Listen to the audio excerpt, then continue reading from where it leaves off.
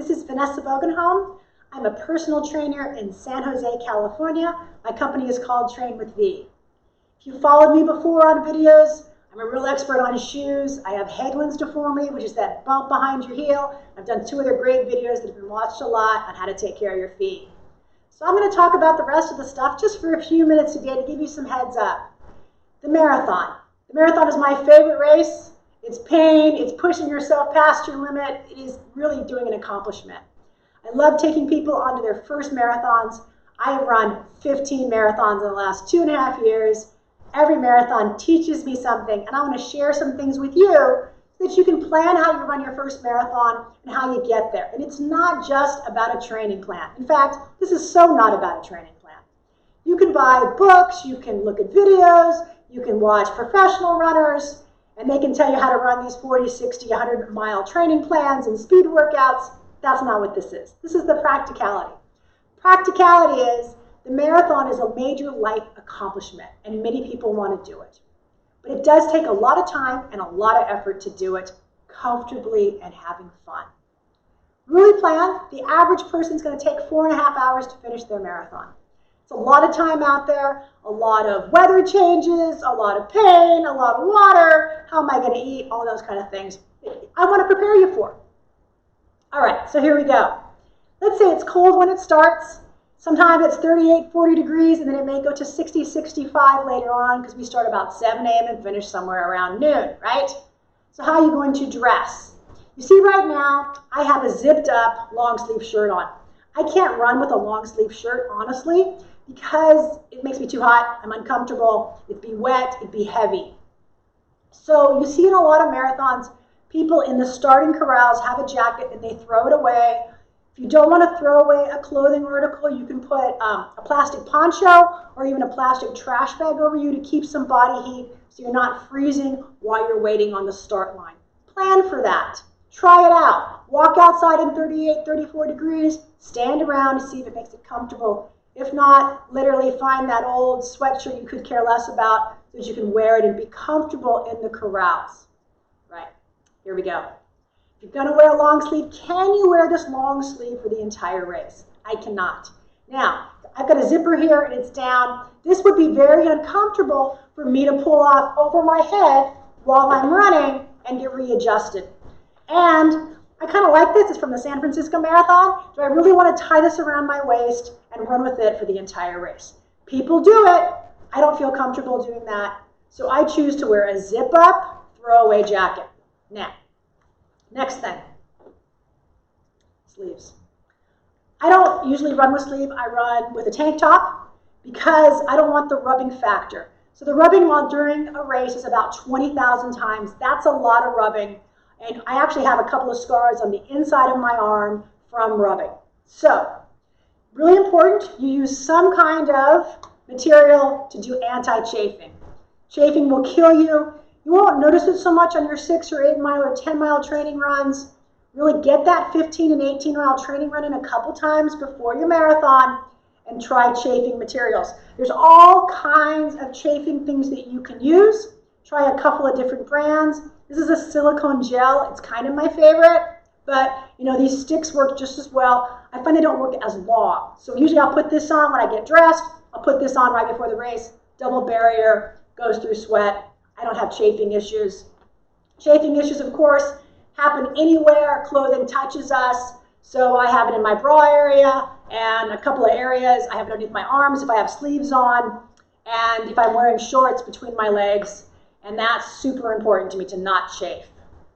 Obviously, other things can happen, right? So try to really think about that. Loose articles of clothing chafe more. Just think about it and make sure you run a long run in whatever outfit you want to wear. Now, I'm always cold.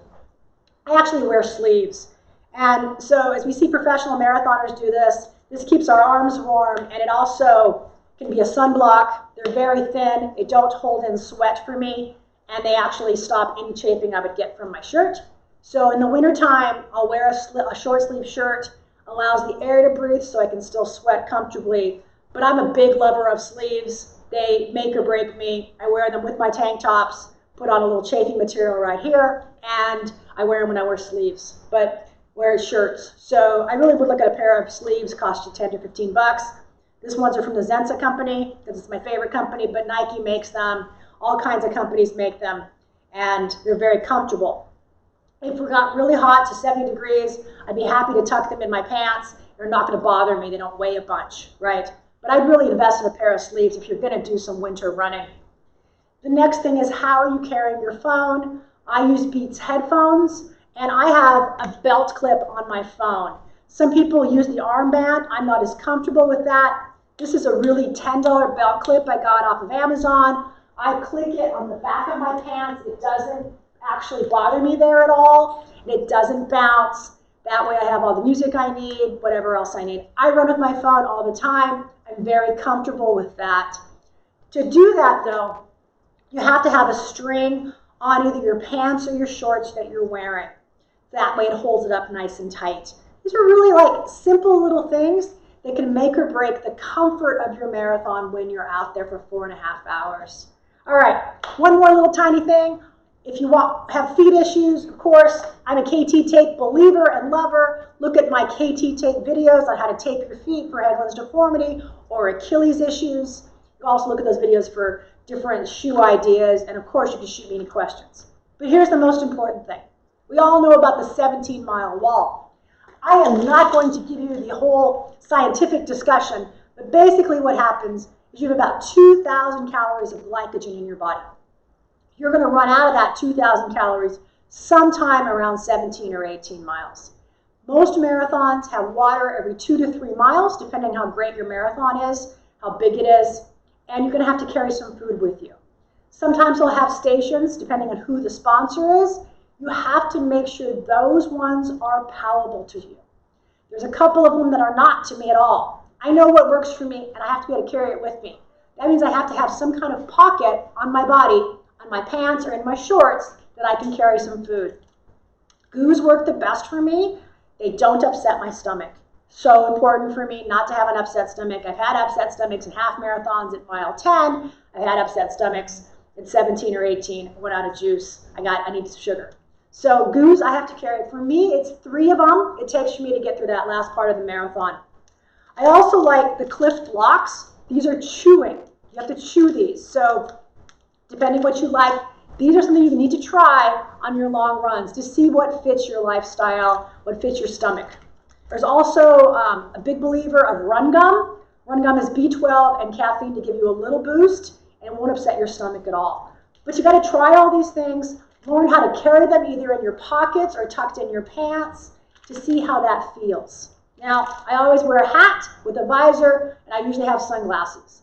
So it's really easy with the hat with a visor to have the sunglasses up there in case you need them later on in the day, then you're not uncomfortable.